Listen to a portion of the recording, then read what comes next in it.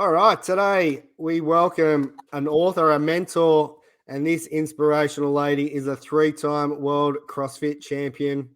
Amanda Allen, it is great to have you on. How are you, mate? Hey, Joel. Thank you. Yeah, I'm really, really good. Looking forward to our chat. Just parked here on the mountain, actually. Hang on.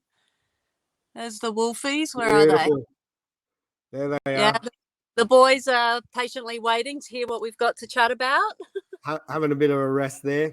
They, Yeah, they're good resters. All right, they I've got go this. on a few adventures, that's for sure. Oh, it never stops. Life. Oh my gosh, the highs and the lows. The whole thing's a crazy mixed up adventure, isn't it? Well, It is. It is. Mate, it's been a few years since I've chatted with you. Obviously great to catch up.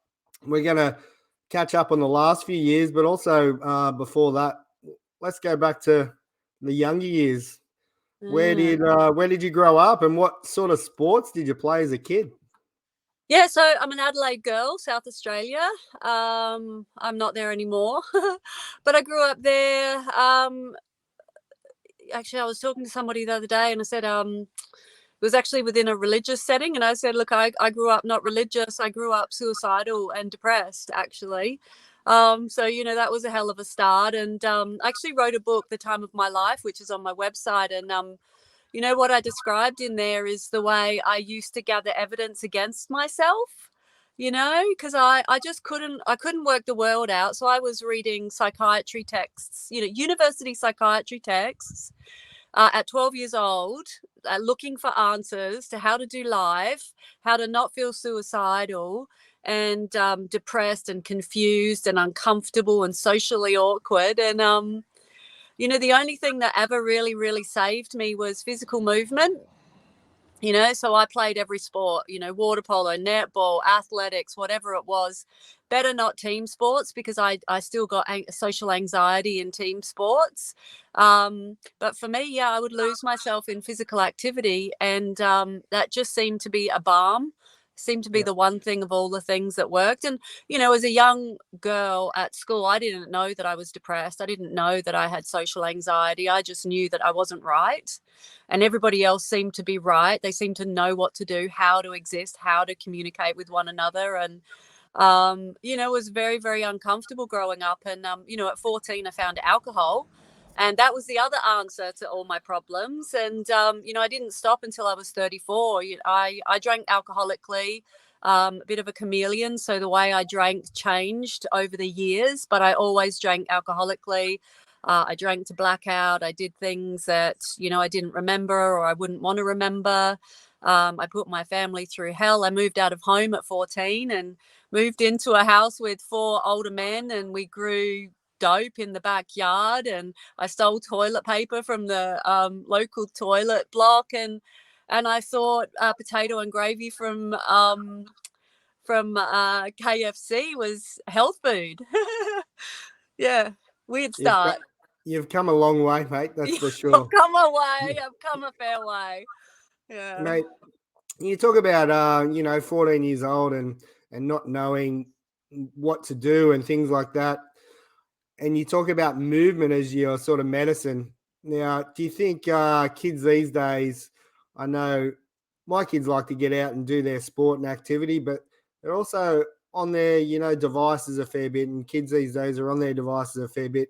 Do you think there's going to be sort of that, you know, I guess kids going through the same sort of thing as you did, possibly because of the lack of movement and things in some of the kids these days? Yeah, absolutely. And that depletion of dopamine, because we're pushing buttons and staring at an LED screen, blue light, and sedentary, and what's coming, the consequences I can't even begin to imagine for the longevity and health of those kids, mental, emotional, physical, spiritual. We didn't have a television. I'd go out banging around playing commandos on my bike as a kid, in the suburbs, and it was all good to do that. We'd come home when we were hungry.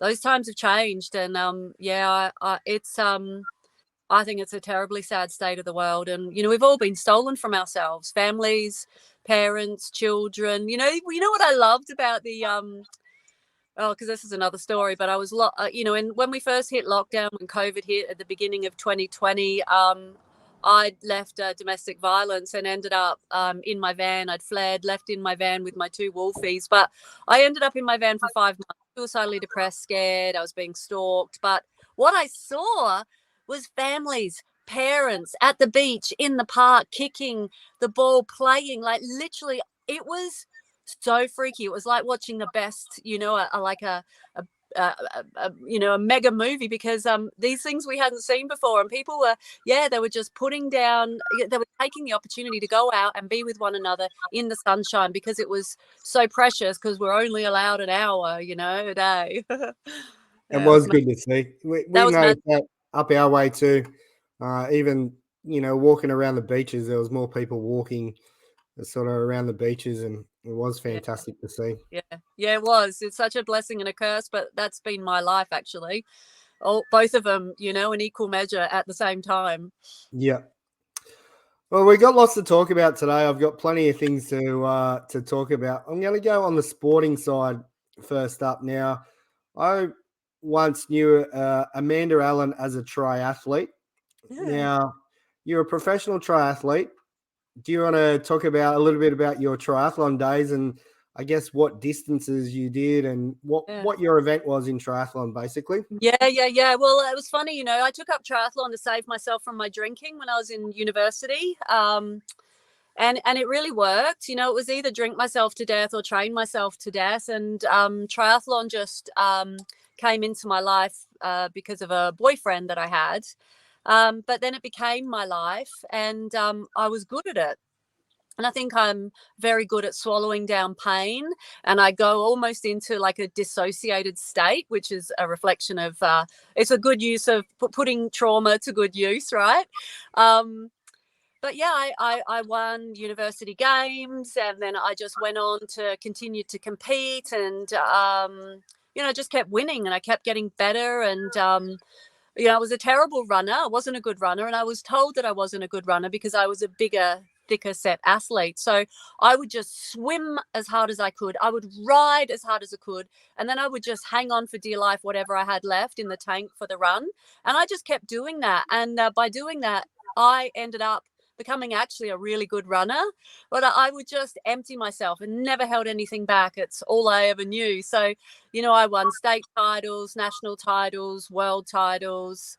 I wanted to make the Olympics. I was top 10 in the world. I traveled all over the world. I competed for a team in France. Like, I was contracted, car, apartment, prize money, a wage. And that was incredible. I raced every weekend, sometimes twice a weekend. But that spanned about, I didn't make the Olympics. I was close. It was a time when we were the best athletes in the world in the females. So we were probably the top 10 best in the world. So I never made the Olympics, which was the 2000 Olympics, first time CrossFit triathlon had been in the Olympics. And as it goes with alcoholics, because I am an alcoholic, sober alcoholic, I ended up drinking my way out of triathlon. It was always waiting for me when things got shaky. And it was a hell of a ride. I traveled all over the world. I trained as hard as any man, woman, anything ever. And I loved it. But that was my triathlon. I was really good at it. Yeah, I remember you being at the top of the game. I was also involved in triathlon at that stage and running around. And now you talk about, I guess, that alcoholism in you're an alcoholic, and now with a triathlon, obviously lots and lots of training, and you went all in. So once you finished, it was like a button switch. Is that how you would explain it? Yeah, I was training with a coach who was he wasn't he was actually a bit of a predator. And unfortunate for me, he really focused on me. So I think at the end of my triathlon career, having not made the Olympics, in fact, training with him, my performances deteriorated. He was one of those slash and burn type coaches who just volume, volume, volume, volume, volume, and whoever survives will thrive in a competition setting. And that doesn't work for me as much as I'm a big trainer. But yeah, he really targeted me, and I think, you know, that combination, I just left. I left and I couldn't look at my bike. I fell into depression. I couldn't touch my bike. I couldn't go swimming. I just literally couldn't do anything anymore. You know, on every level, I'd just been emptied. Yeah, I'm not sure if I answered your question then. No, that's fine, mate. Yeah, it's it's a tough one. I mean, going from loving something to polar opposite with it, I can't even imagine that feeling. So Yeah, and you know, at that age and that stage, and really, there's no one to guide you. There was no one to tell me, oh, you know, when this happens, do that. And I always wanted the handbook for life for everything, but it doesn't work that way, does it? You yeah, know, that's that's right. not how you get experience. Yeah. Yeah. Oh yeah. And now after the triathlon, was there any other sports before you went to CrossFit? Yeah, what did I do? Yes, yes, yes, yes. So I kept, you know, once I sort of recovered, I started personal training, and I had an amazing squad of mostly older women. And that seems to have been the people I look after, you know, 30s, 40s, 50s, 60s. But and I started doing adventure races and a little bit of triathlon training. And then I discovered, by quirk of fate, a high kneeling canoeing, which was then to become the first time it was to become a women's Olympic sport. Because up until that time, I can't remember when that was. It must have been must have been 2010. I'm not sure if I've got the right Olympic time schedule there. Might have been 12. Yeah, maybe 12. Yeah, so until that point, men had competed in high kneeling canoeing, very strong European sport, but the powers that be believed that women's uteruses would have been damaged if they'd competed in this sport.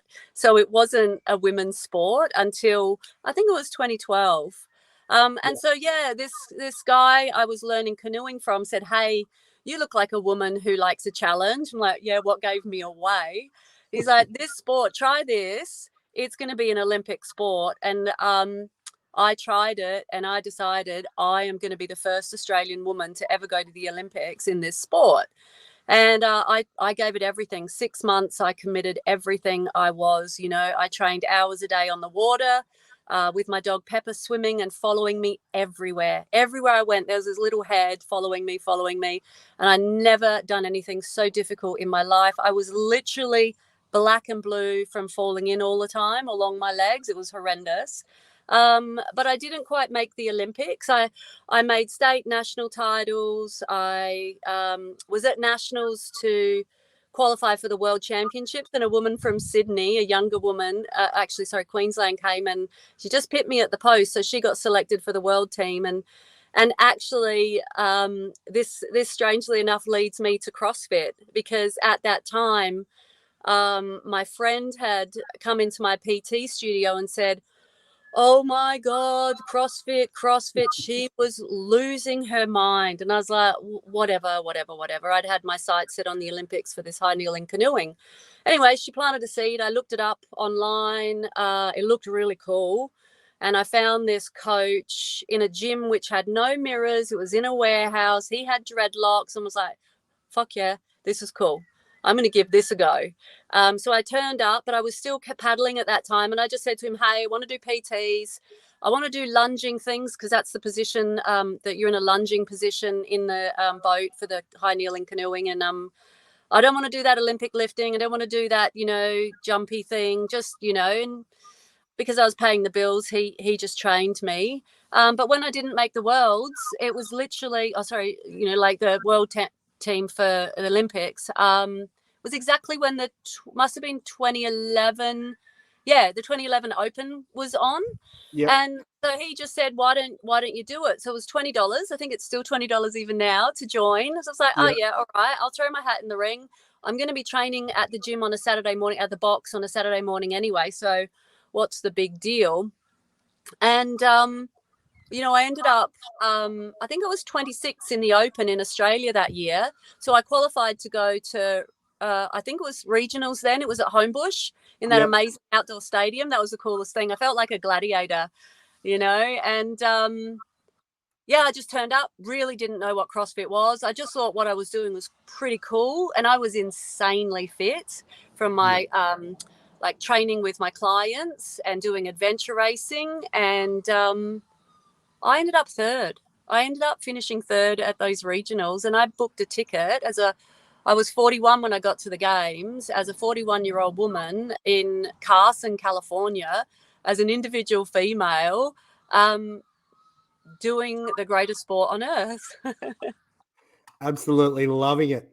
Hey, I've Yeah. actually got a question from a judge that was there in 2011. No So way. Ewan, a good friend of mine, he said he judged you in 2011 at Olympic Park. Will we see you return to the floor in 2024? Yeah, man, that's the best question ever. I might cry. Hey, I just went up to Torian Pro this weekend to watch, and it was horrific for me to watch. I'm Yeah. not built to watch. Like, I'm still recovering weirdly. But all I wanted then, because I'm literally 12 weeks out of having a total hip replacement. Yeah. So, I mean, I'm just like this patchwork quilt, like this Frankenstein, version of myself, because I've been so cut up and pulled apart and glued back together, literally. But I made this commitment, and actually the coach and owner of CrossFit Sawtell, where I train now, I said to him, hey, Jamie, do you know what my dream of dreams is? And you would think it'd be going back to the games, but at this point, it's getting back on that competition floor as an individual female at Torian Pro. And whatever happens, happens. I just, if it's possible, I'm fascinated to find out if that potential's there, and that the hip is a challenge. Like, I don't really know my way, but I haven't known my way with everything that I've done so far. So this is just going to be another one of those challenges. And I've got a year, and I've got such a heart for it. And, I'm a really quite chronically introverted human. So I can go and train in a gym for hours with my wolves by my side, and I'm never happier. And that really is my happy place, training for hours, just disappearing into my little bubble. Yeah. And I love pushing myself. I love the discomfort. I love putting strange and intensely challenging combinations together. And all I need to do is look at the standard that those women are at. Maybe, if I can hit the standard of around the 15th place woman going into Torian Pro, from the open quarters, if I can achieve that level of fitness, I can go. Yeah. So, it all seems possible sitting here at the moment. And I'm Awesome, literally, mate. this week was my transition week, just getting things sorted in my business and my life so that I can begin to commit myself to the discipline structure that's required to achieve that goal, probably 10 months time. Yeah. That's awesome, mate. Yeah. It'll be great to see you out there if everything aligns. So Could you imagine? That would be the greatest comeback story in the history of the world. I'd basically be 53 and, just taking it for a spin on that floor. yeah, no, I'm that in. would be awesome. I'm in. Awesome. Let's go back to 2011. So you finished third and you qualified to go to the ranch. How did you go from there? Yeah, so the first day, the first workout, can you believe it? It was down on Santa Monica Beach at the pier, and it was a swim, run, push-ups, squats, pull-ups, chest to bar pull-ups. It was epic, and I finished fourth that day, and I came out of the water first. And if I drop the F-bomb, are we okay, or Sure, are we go for it. F-bomb free? Go for it. Okay, because it will just slip out every now and again. So they're basically, I came out of the water first, and they're like, who the fuck is this? Who is this woman? So they're working out, who is this Amanda Allen? She's this 41-year-old Australian woman. Never heard of her before. It's her first games. And yeah, I finished fourth in that workout that day. And I'd almost never done chest to bar pull-ups. So I think there were 50 chest to bar pull-ups. So everything I did was just, it was on a wing and a prayer. And, I was just determined to have a crack. And although I wasn't pretty, I would just grind everything out. I would just grind and grind and grind and grind, drop, get back on, drop, get back on, drop, get back on. It's kind of been the story of my CrossFit career. It's just not pretty, but very effective. So yeah, that games, I ended up 10th on the first day, 19th overall at the end of the games. And I had the time of my life. My book that I wrote after the next games was called The Time of My Life. And it was really reflecting on what CrossFit had brought into my world. And I got off the plane from the 2011 games. And I literally went to the gym with my suitcase and I was like, right, let's go. Game on. I'm going back. And I want it and I'm going to give it everything. And so there was no time to waste. And I was really mental. I was mad and passionate and disciplined and focused. Like, it's not for everybody, And I going to say, I qualified. So I think I've been to 5 regionals and I've finished top 5 at 4 of them.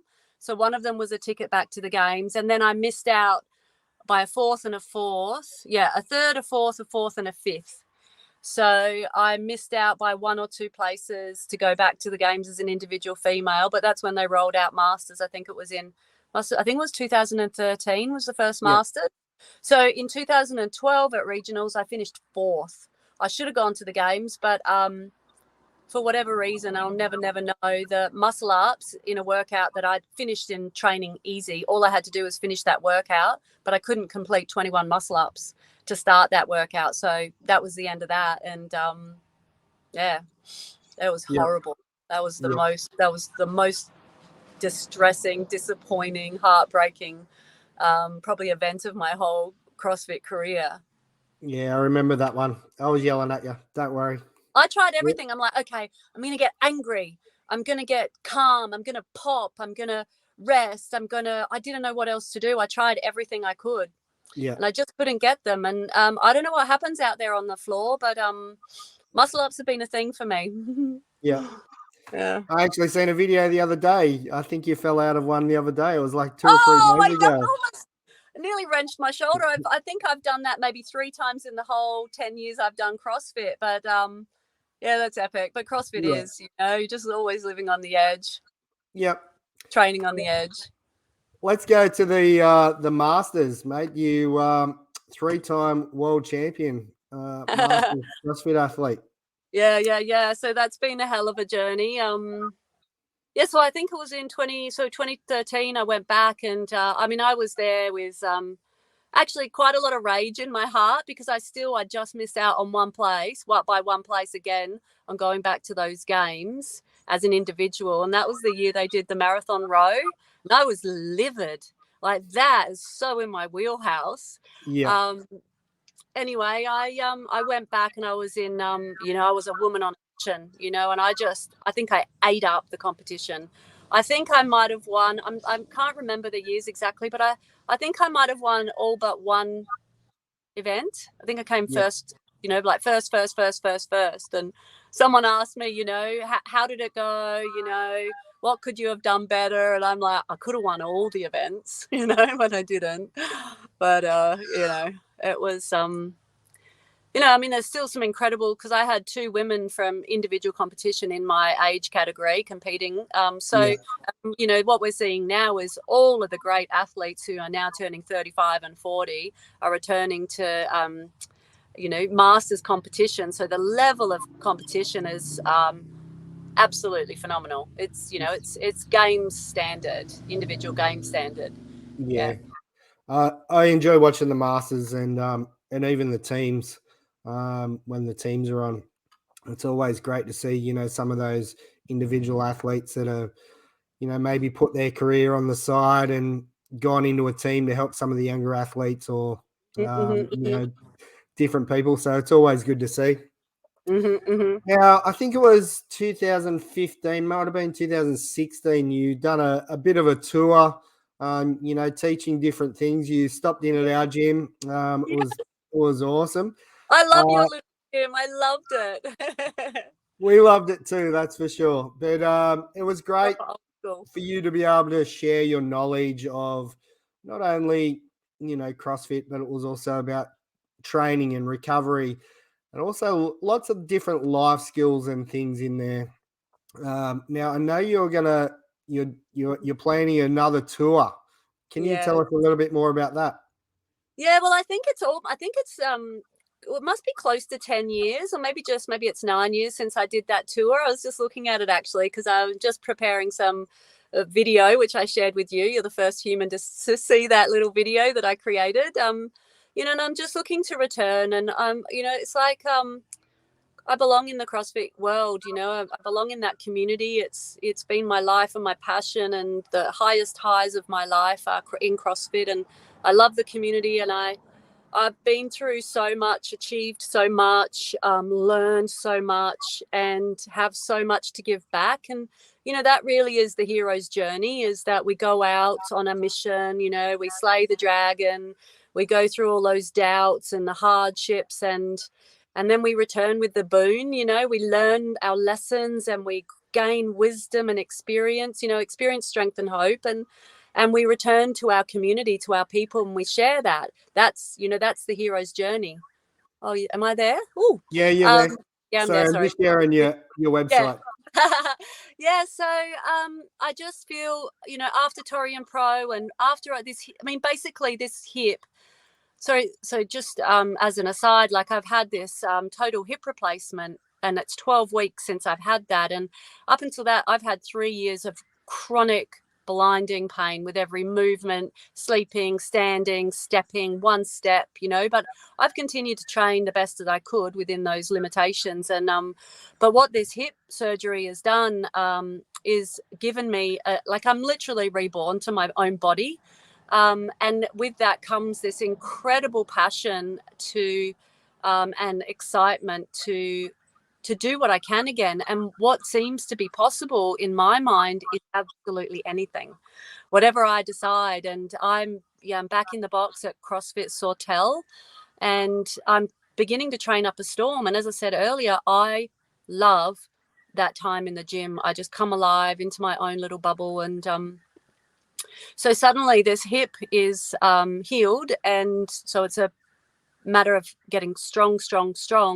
But it's just brought me back into what I love, what I'm so passionate about, and I want to share that. And I love going into the community and sharing that with groups of CrossFit community, so I can share the nourishment, I can share about recovery, I can share about mental health, I can share about what it takes to be, the best version of yourself. And for me, the best version of myself is competing on the floor at the CrossFit Games. That's where it takes me.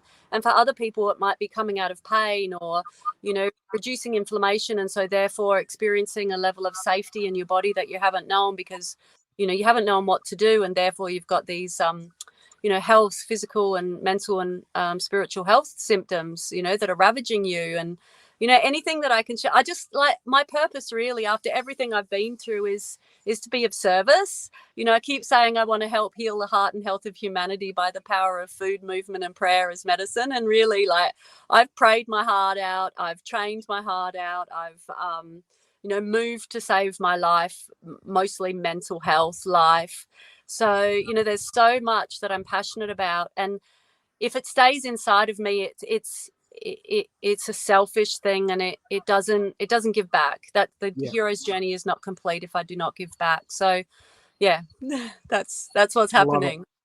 One of the big things, I guess, on your talk when you come to our gym was about your nutrition and things like that. And you carried a 2-liter bottle of this green stuff around. I'm just drinking my kombucha at the moment. I drank the greens already. Go on, yeah. Yeah, so you carried around, a 2-liter bottle of your greens, and now that's one of your products on your website. I just showed your website, and the link is down the bottom so everyone can see. But I guess what's in your bottle of greens, and how can someone get hold of it? Yeah, look, honestly, I mean, that's what I'm known for all over the world, because I've spoken all over the world and traveled and competed, even, I don't know if many people will remember, it's still on now, the Grid League. So that like CrossFit Teams I Grid love League, I that. competed first Australian contracted. But so I've inspired the world to use this greens, and I had to create something that worked for me. So there was no product like mine, and there still isn't the equivalent on the market. Yeah, there are a lot of greens, but my greens also, like all the super greens, barley grass, wheatgrass, spirulina, alfalfa, kelp, chlorella, the list goes on. But then there's collagen, which is like oil for your car, for your body, and branch chains and creatine.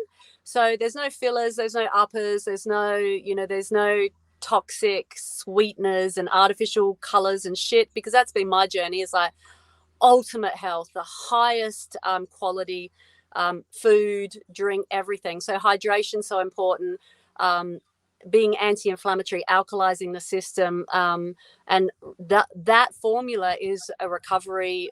Like it's a miracle, Like I started actually trying early days. I knew that I needed branch chains, so I had Extend, which is just it gave me the shakes. It was like I was taking crack cocaine. I can't have anything that's artificial and chemical in my system. I'm actually for like a real badass athlete who can train anyone into the ground, I'm an absolute baby in terms of sensitivities, like mental, emotional, physical sensitivities as well. So Yeah. blessing and a curse. So I created this product on my journey, and now it's what I sell to the world, and it goes all over the world. So it's my green goodness, which is Yep. where's that? Yeah, there's that. What way do I go? I don't know if you can see it. Oh, it's that side of me, isn't it? No, I'm not very good with this Yeah. camera, but yeah. Anyway, it's one of my I'll share it here on yeah. the screen for you. But Yeah, I still remember, on the floor at regionals and carrying a bottle of the greens around, and yeah, it was yeah. pretty cool to see. Yeah. Oh, look, and I've heard all of the insults, what's that green pond slime, yada, yada, yada. Like, it looks disgusting. But what everybody also knows when they're insulting me is that whatever it is good for me, and they need it too. Like, Yeah. everybody knows. We're so wise.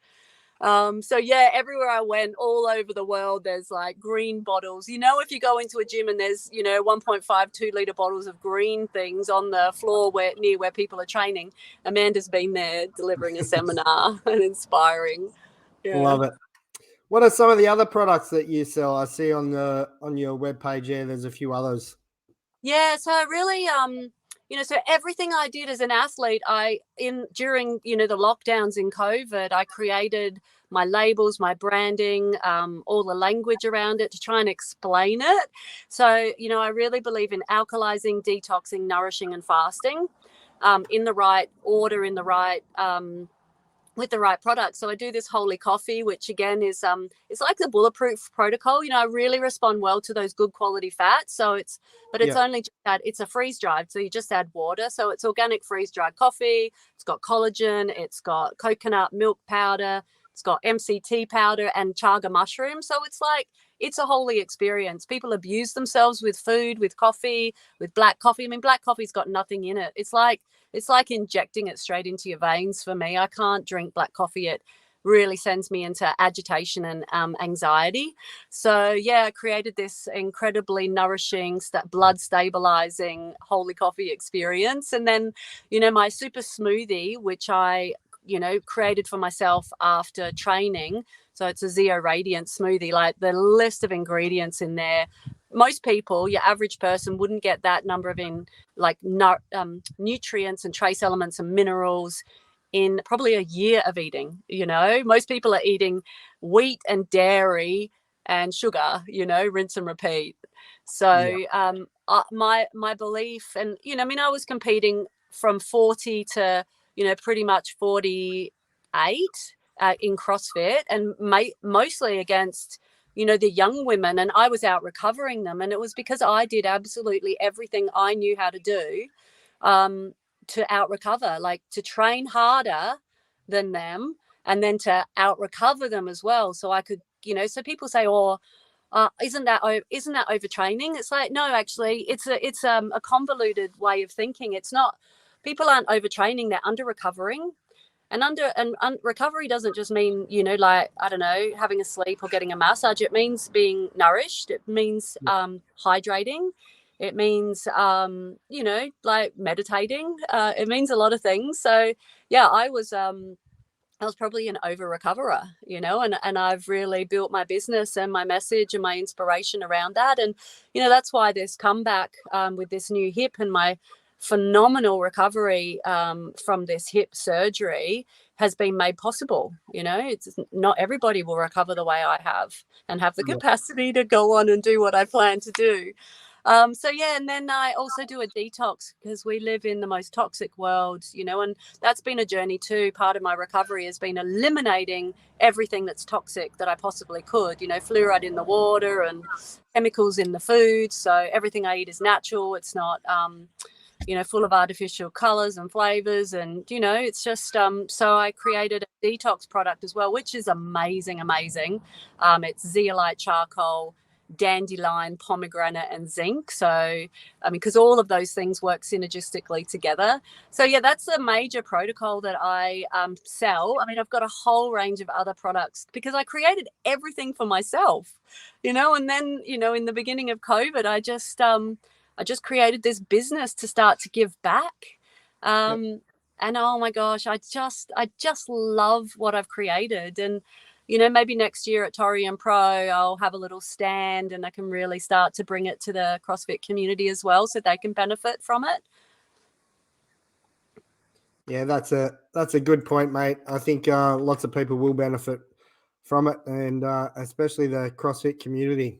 Yeah, exactly. And because they're so motivated, we're not just the common people, we're people who are constantly willing to be a little bit uncomfortable for our greater benefit, whether that's training or whether that's nourishment, and like just being mindful and disciplined about what we do and why we do it so we can benefit and have longevity and not just longevity but radiant, longevity, badass longevity. Yeah, Yeah. love it. Yeah, I guess the CrossFit athletes, are often getting up before work to train, or going for work, and they might sit down all day and then go and do 2 hours in the gym in the night. So it's definitely hard, and you've got to incorporate all of the things you talked about: your nutrition, your sleep, your meditation, the whole lot. So it is important, that's for sure. Yeah. Hey, I seen 1,000 kilometers for suicide awareness. Yeah. Now, I didn't know about that one. Do you want to talk about that one? Yeah, so it's funny. I was just speaking about grid earlier, and I think it was in 2014 I went and did 3 months on the road, competing all over the States. Like, it was high profile and it was brutal for a little introverted soul like myself, because all of the protocols that I was used to being surrounded by and honoring in myself, it was very hard to hold to them because I was living out of a suitcase, living in horrible hotels, and the food in America is so shit, right? So anyway, I came back quite spat out in 2015. A lot of things changed in my life, and I left CrossFit Adelaide in, real sort of suicidal depression, and went to another gym and just changed things up. So I was in a really, really bad way with my depression, and it had been a long time since I'd been in that way. And I'd actually had antidepressants for about 5 years when I first got sober, but I went back on them. And I think that was the year I turned up in 2015 to my regionals and finished 13th. So it was my worst finish at regionals, but I was doing not much training and spin classes and stuff. But, I just, it was really on my mind. I went to the toilet one night. I was just doing my best thinking on the toilet. And I sat there, and suddenly my heart was just like, you've got to run 1,000 kilometers for suicide and mental illness. And I was like, whoa, and you've got to share about it. You've got to post every day about this journey that you're on, what you're going through. It was just like my heart's the boss. So I was like, whoa, radio. So I literally that night went from the toilet onto my desk in my little room, and I just wrote my first post about the depression that I've been suffering. And I set in motion, and it was remarkable that some people I connected with at the 2015 regional, some women from up in, because my run was from Toowoomba to Mackay, so they were up that way. they made it happen. Something happened. Like, you know, when something's meant to happen, it was just whoosh. And 6 months later, I think it was June 2016, I ran 1,000 kilometers from Toowoomba to Mackay. So I ran with my dogs. I had Pepper and Ishka at that time. Now I've got Ishka and Lobo. You know, it was a lot of coordinating with police and councils and community groups. And I ran 31 to 32 kilometers a day. So it's about 5 hours every day. Toowoomba to Mackay, out on the open road with a motorhome following me. I had Ishka attached to my waist. So he ran 15 kilometers every day, the first 15. And really that run, every step of that run was like what it's like living with suicidal depression or just depression. You know, every step was a commitment. Every step, you know, had to be taken, and it wasn't easy. And I actually started that run with pneumonia. So I was coughing so much so that I ended up coughing hemorrhoids, and I had the worst hemorrhoids for the whole run. It was literally like someone was just knifing me in the not very pretty place. And, you know, quite a lot of some of my conversations about it on the road were like talking about the horror of hemorrhoids. And my friend was like, is this a suicide awareness run or a hemorrhoids awareness run? You know, I was like, man, it's everything.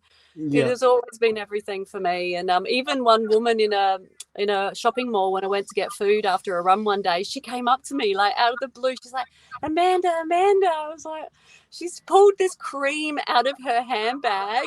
And it was like, I think it was called Dr. Wheatgrass. She said, this will fix your hemorrhoids. I've got this for you. Anyway, I posted every day. It took me about an hour to post each day, my reflections. I had people joining me out of the blue. Like, my schedule was made public, so people could just join me wherever they wanted. I had a woman who joined me, don't know her name.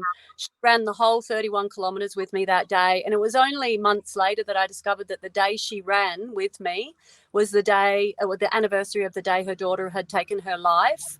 I had a school group that joined me. They had a little minibus, and the kids would get in and out throughout that 5 hours and run. One student and one teacher ran the whole 31 kilometers with me. You know, I spoke to school groups along the way. I had lots of like dongers and motels and caravan parks open their heart to me and you know, host me to stay overnight.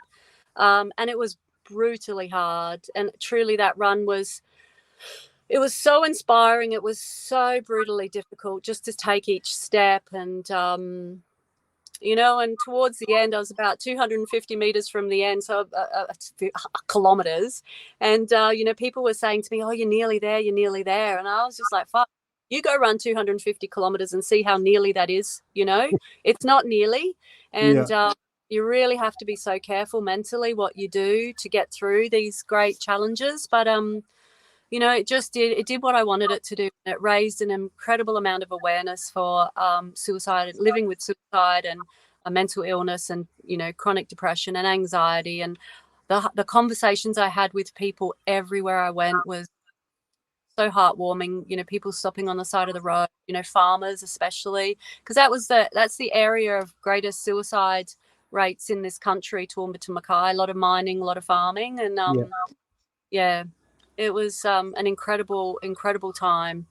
Yeah, and then I had to drive from Mackay back to Adelaide, so that was a few days. And then 2 weeks later, I was at the CrossFit Games, and I came second to last. You know, Wow, it wasn't a good way to prepare for the games, but it definitely not. It was incredible. Yeah, absolutely. Now, you still inspire people with, you know, different things with your mental health and stuff like that. Now you're sharing a little bit more with the Whispers of Women podcast. Yeah, thank you. So I guess, how did that all get started, and was this just another way to express, I guess, how you're feeling and get the word out there about different things. Yeah, absolutely. And I just feel like I'm overflowing with things that I want to share and how I want to help. And this was an incredible way to bring women onto a platform, because there's so much wisdom with women. And I really feel so many of us have been just disconnected from one another. And there's such wisdom with women. And I called it Whispers with Women, because really that was the old way. Women would whisper to other women, and that's how tradition would be handed down. And how we would, the wise ones would help the younger ones. So I really wanted to bring that back. And I also started that in 2020 as well. So the beginning of COVID and all of that madness. And I've created a platform to talk about, the fibroids, to talk about hysterectomies, to talk about, competing, to talk about depression, to talk about domestic violence, to talk about homelessness with women. And, there's so much to be shared. So, it's that platform. And you see, every time I talk to a woman, it's like a new woman, I get a download from whatever their wisdom is. And it's not just me. It's such a privilege that I'm the one that can interview them. But all the women who listen, we really infuse one another with our wisdom simply by sharing our stories. Yeah. So it was such I've struggled to work out how to share my story, because it's been so convoluted, so many highs and so many lows. And, I really wonder how I ended up, still here.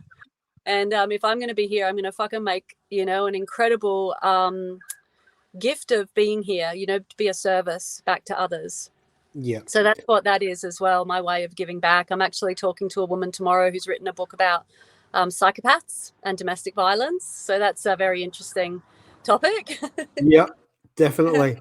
Hey, you say, definitely for the women, but there's plenty of topics in there for the men as well. So there's lots to get out there to all of the community. So absolutely. I'll leave that in the show notes so people can go and check it out. Thank you. Yeah.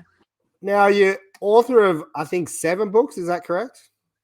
I think I've got 7 online. I've written 9. There's 2 unpublished. One's a 100,000 word book, and another one is this gorgeous fairy tale. Yeah.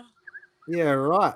Sort of a fairy tale about a little bit about it's like this magical fairy tale about domestic violence. It's called The Last Unicorn, but there's things that I don't know what to do with yet, or how to, how they will be of value to anybody. So they're just sitting there in the wings. Yeah. Yep. Now, do you enjoy writing, or is it a way just for you to sort of get it out there to other people and, and share your life stories? Yeah, I think when I was at school, I never knew other than I wanted to be physically active and I wanted to write. My family wanted me to be a doctor or whatever, a lawyer, all of those things. That was never in my future.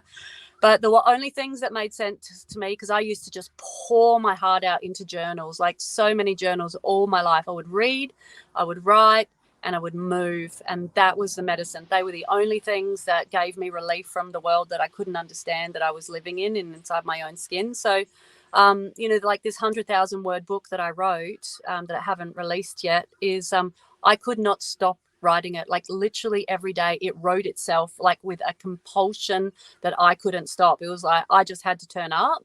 And even after I'd had this major surgery, I was doubled over in pain on my bed on my iPad, and it was just like a force that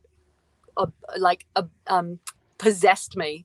And it's been a bit like that with everything that I do. It's like, oh, okay, I've just got to do whatever the energy tells me to do. So yeah, I really do love it. I think if I had my way, I would just be writing and competing, training and riding. And but I'm not that. There's a lot more that I've got to do, it seems. Take it to the people and share, and create my products. And I'm slowly getting some women around me to help with my business, because it's growing. And I just follow my heart. My heart is the boss. Yep, I love it, mate. You've been an inspiration to many. I really thank you for joining me today. It's been cool to catch up, and where can, I guess, people go to find out more about your products and Yeah. just your Anything, website? yeah. So I'm actually running quite a few retreats these days as well, because I'm not busy enough. So some amazing retreats in the mountains and off-grid TP sort of stuff. So yeah, all of that stuff, all my products, all my books, my retreats, and just way to work with me or contact me is amandaallen.com.au. So that's the best portal. And then I'm on Instagram as Amanda Unicorn Allen, and I changed it from Amanda CrossFit Allen because I thought I was never coming back to CrossFit. It was very sad, but I'm forever going to be a unicorn. And then I think on Facebook, I'm Amanda Allen, but I think there are about 10 bazillion Amanda Allens out there, but I'm there somewhere. Yeah, and I really, a lot of what I do as well is, get on calls or be available to people who are struggling with whatever. I can't tell you the number of people who reach out, and the subject matter, of course, is so broad because my life experience has been so broad. And, I want to give back. So anytime that I can, I'll get on a call, or I'll give, quite detailed support or involvement. And, it's a hell of a privilege to be in that position. So, yeah, I just feel like my life is really, to be of service and to be of inspiration to those who are coming behind me and who are also struggling with things that they think maybe they can never get through or get beyond or heal from. And like, I'm a testament to the fact that that's not true at all. Like, sometimes it just takes a bit longer and it might be a bit harder than we want it. But every bit of it is worth it. Every bit. Yeah. You're an inspiration, mate. Thank you very much for joining us. Thanks, Joel. I so appreciate the opportunity. Thank you. Talk to you soon, mate. Bye. Bless everybody. Bye.